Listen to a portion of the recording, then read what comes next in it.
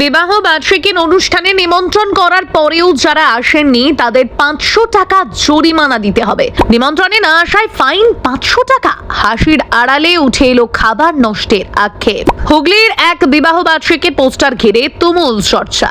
বিয়ে, অন্নপ্রাশন কিংবা বিবাহ বার্ষিকী যে কোনো পারিবারিক অনুষ্ঠানে অন্যতম বড় আকর্ষণ হলো আত্মীয় স্বজন, বন্ধু বান্ধব ও পরিচিতদের উপস্থিতি।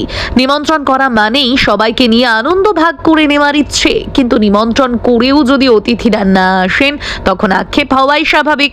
তবে সেই আক্ষেপ প্রকাশ করতে গিয়ে কেউ যদি পোস্টার সাঁটিয়ে অতিথিদের 500 টাকা জরিমানা দেওয়ার ঘোষণা করেন তাহলে তা যে চর্চার বিষয় হয়ে উঠবে তা বলাই বাহুল্য।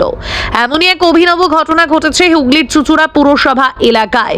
পুরসভার কর্মী তথা পেশায় পাইপলাইন মিস্ত্রি সুখেন ঘোষের বিবাহ বার্ষিকী উপলক্ষে এলাকা জুড়ে এখন তুমুল আলোচনা। কারণ অনুষ্ঠানে নিমন্ত্রণ পাওয়া সত্ত্বেও যারা উপস্থিত হননি তাদের প্রত্যেককে 500 টাকা করে জরিমানা দেওয়ার আবেদন জানিয়ে পোস্টার লাগিয়েছেন তিনি।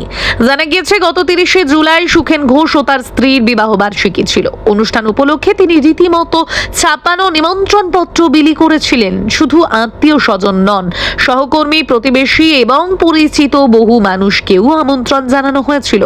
অনুষ্ঠানের জন্য পর্যাপ্ত খাবার দাবারেরও ব্যবস্থা করা হয়, কিন্তু অনুষ্ঠানের দিন দেখা যায় নিমন্ত্রিতদের একটি বড় অংশই আসেননি।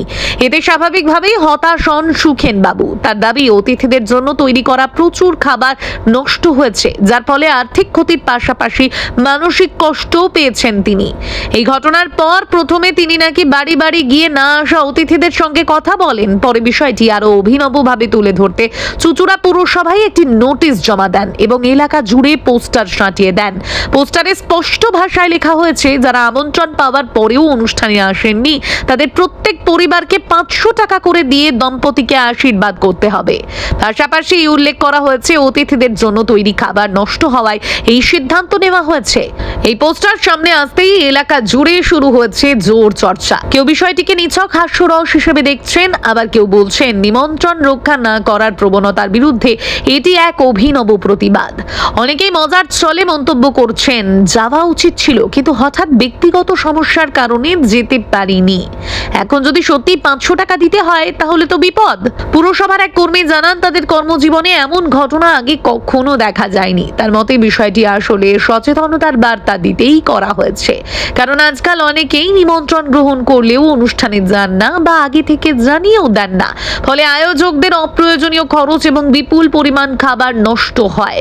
সুখেন ঘোষের এই পোস্টার এই সমস্যাটিকে ব্যতিক্রমী উপায়ে সামনে এনেছে। স্থানীয় বাসিন্দা রূপঙ্কর দাস জানান, তার বাড়িতে অসুস্থ প্রবীণ সদস্য থাকায় অনুষ্ঠানে যেতে পারেননি। পরে সুখেন বাবু নিজে গিয়ে তাকে 500 টাকা জরিমানার কথা বলেছিলেন, যদিও তিনি বিষয়টিকে খুব একটা গুরুত্ব দেননি।